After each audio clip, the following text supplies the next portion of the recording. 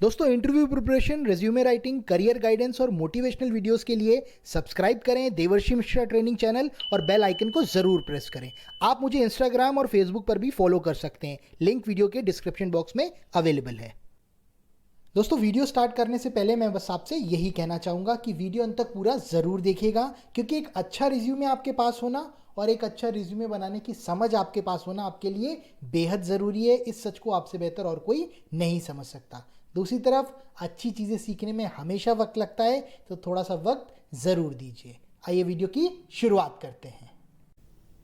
आइए दोस्तों, finally focus करते हैं रिज्यूमे पर। तो रिज्यूमे के टॉप पर आप लिख सकते हैं अपना नाम, उसके नीचे मेंशन कर सकते हैं अपनी लोकेशन, अपना मोबाइल नंबर, अपना ईमेल आईडी और अपने लिंक्डइन प्रोफाइल का लिंक। दोस्तों, लिंक्डइन एक प्रोफेशनल नेटवर्किंग साइट है और हर एक कैंडिडेट को अपना लिंक्डइन प्रोफाइल ज़रूर बनाना चाहिए।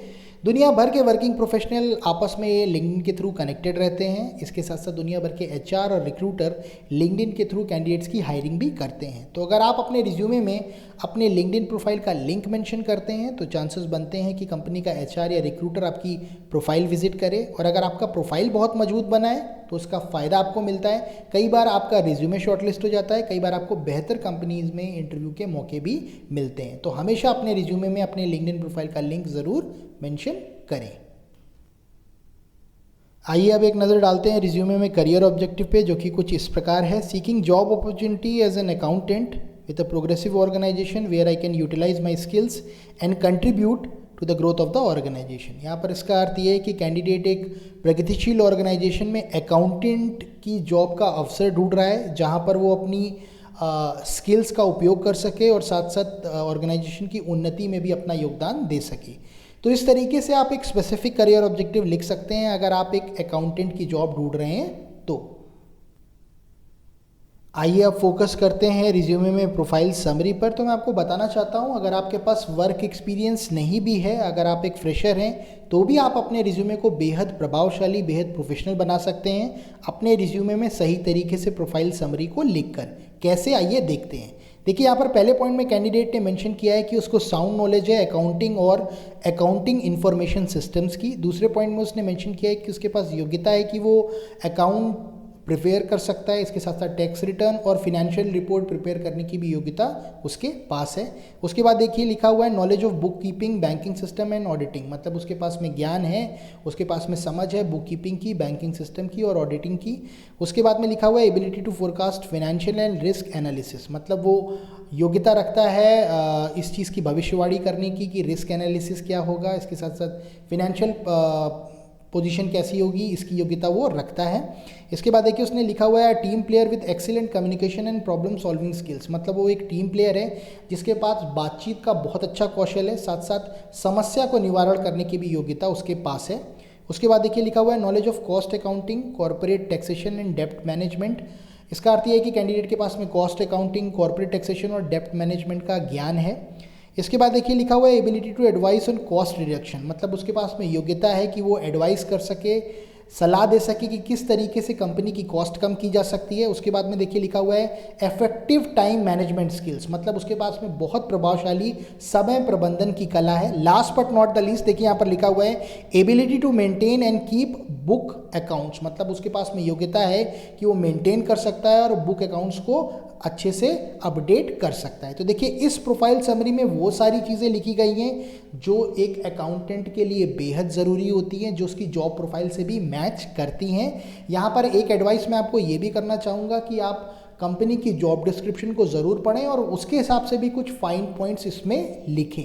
इससे आपको ये फ़ायदा मिलेगा कि जब कभी भी कोई एचआर या रिक्रूटर आपका रिज्यूमे पढ़ेगा तो उसको आपका रिज्यूमे बहुत ही अच्छा लगेगा, बहुत ही इंप्रेसिव लगेगा, क्योंकि वो जॉब डिस्क्रिप्शन से मिलता जुलता होगा। तो इस तरीके से आप अपने रिज्यूमे को बेहद प्रभावशाली बना सकते हैं सही तरीके से प्रोफाइल समरी को लिखकर।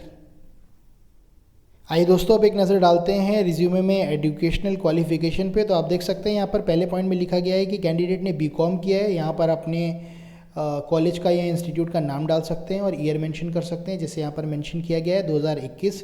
उसके बाद मेंशन किया गया है कि कैंडिडेट ने 12th किया था 2018 में और अपना हाई स्कूल किया था 2016 में। ये सारी इन्फॉर्मेशन क्रोनोलॉजिकल ऑर्डर में लिखी गई है। क्रोनोलॉजिकल ऑर्डर का मतलब होता है सबसे लेटेस्ट ईयर सबसे पहले आता है। तो देखिए 2021 सबसे पहले आया है और 2016 सबसे बाद में आया है।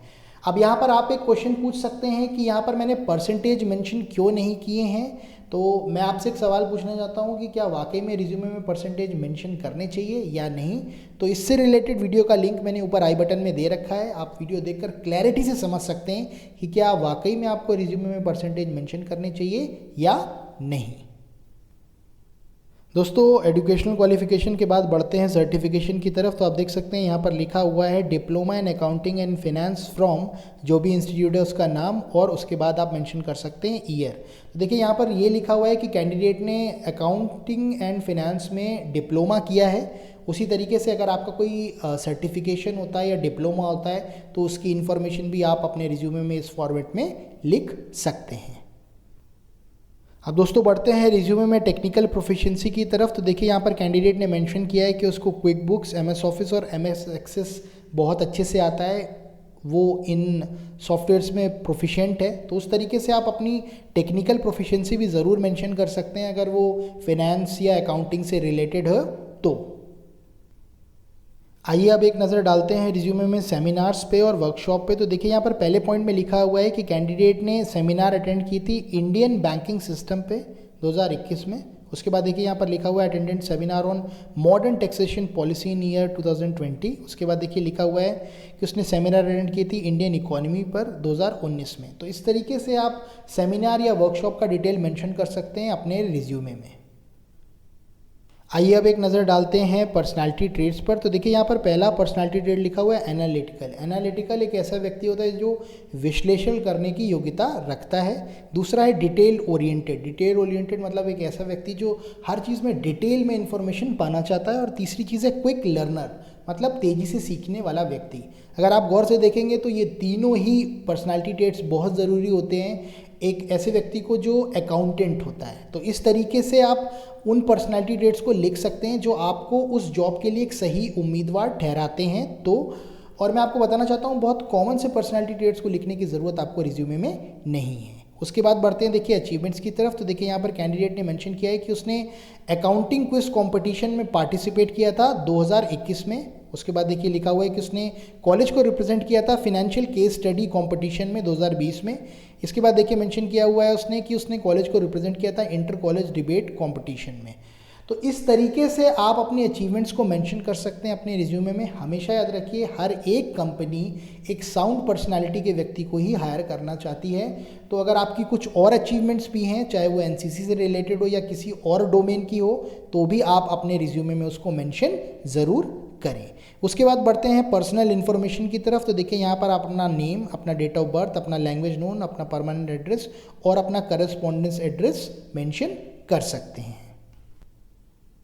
दोस्तों पर्सनल इन्फॉर्मेशन मेंशन करने के बाद आप चाहें तो यहाँ पर डिक्लेरेशन भी मेंशन कर सकते हैं। डिक्लेरेशन में ये लिखा जाता है कि जो भी इन्फॉर्मेशन मैंने अपने रिज्यूमे में दी है मैं उसे सत्यापित करता हूँ वो सच्ची हैं। इसके बाद डेट, प्लेस और सिग्नेचर का ऑप्शन आता है, आप वो भी इसमें मेंशन कर सकते हैं। हालांकि ये एक नया फॉर्मेट है तो मैंने यहाँ पर डिक्लेरेशन मेंशन नहीं किया है। इसके अलावा आप में से कई लोगों का सवाल ये भी होगा कि मैंने इसमें हॉबीज़ नहीं मेंशन की हैं। तो मैं आपको ये बताना चाहता हूँ हॉबीज़ को आप अपने सेल्फ इंट्रोडक्शन में जगह दे सकते हैं। और अगर बात आती है रिज्यूमे को तो रिज्यूमे को बेहद स्पेसिफिक आप बना सकते हैं। तो उसमें उन्हीं चीज़ों को आप लिखें जो आपके रिज्यूमे को ज़्यादा प्रोफेशनल और पावरफुल बनाती हैं। हॉबीज़ को आप अपने सेल्फ इंट्रोडक्शन में कवर अप कर सकते हैं। तो इस तरीके से आप एक प्रोफेशनल रिज्यूमे बना सकते हैं अगर आप एक फ्रेशर हैं और आप अकाउंटिंग की जॉब ढूंढ रहे हैं अपने लिए तो।